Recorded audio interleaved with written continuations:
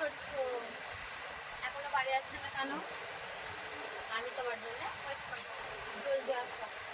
আর খুব পানি পড়ছে, তাই দেখতে পাচ্ছ রেডি হয়ে দাঁড়িয়ে আছে, তোমার জন্য আমি ওয়েট করছি। কখন আসবে? জলদি, বহুত জলদি আসো। দেখতে পাচ্ছ না এত সুন্দর করে সেজে আছে, কত সুন্দর সেজে আছে তোমার জন্য। কেন দেখা পছন্দ হচ্ছে না? আমি দিয়ে দেখি ভালো লাগছে না? কত কষ্ট করে সাজলাম, কিন্তু পছন্দ না হলে কিছু করার নেই।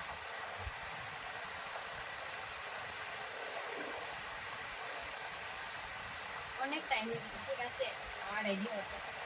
এবার তুমি যদি বলো যে আসবো, কি করবো, কিছু করার নেই।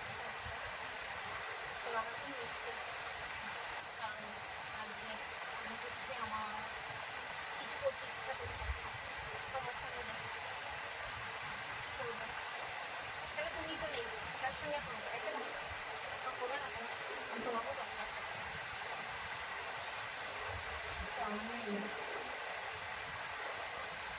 তুমি তো আসো না, বুঝতেই তো পারছো না কি বলতে চাই। আমি যেটা বলতে চাই সেটা তো বুঝতে পারছো, তো সেরকম মাইন্ডে নিচ্ছে না। কিছু করার নেই না, কি করবো বলো?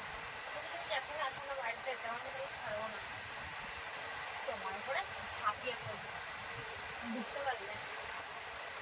কেন বুঝতে পারবে? তোমার হালতটা খারাপ হয়ে যাবে।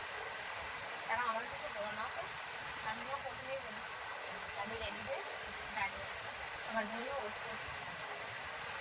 কিন্তু তুমি কখন আসো না আসো সেটা তোমার ব্যাপার, পার্সোনাল ম্যাটার।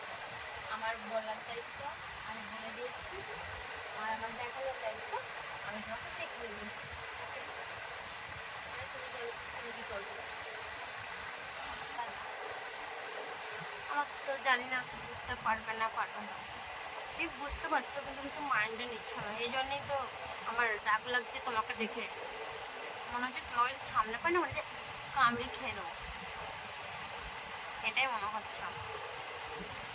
কিন্তু কি করবো বলো? তুমি অনেক দূরে আছো, অনেক অনেক দূরে আছো, তোমাকে ধরার মতো ধরা যাবে না।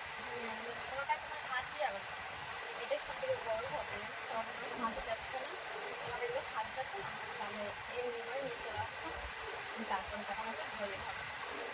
তাকে বুঝতে পারছো? জড়িয়ে ধরার পর তোমার কিরকম টেনশন জমা হচ্ছে সেটা আমার দেখাবো। চলো ঠিক আছে, আর কিছু বলছি না, টাটা, বাই বাই।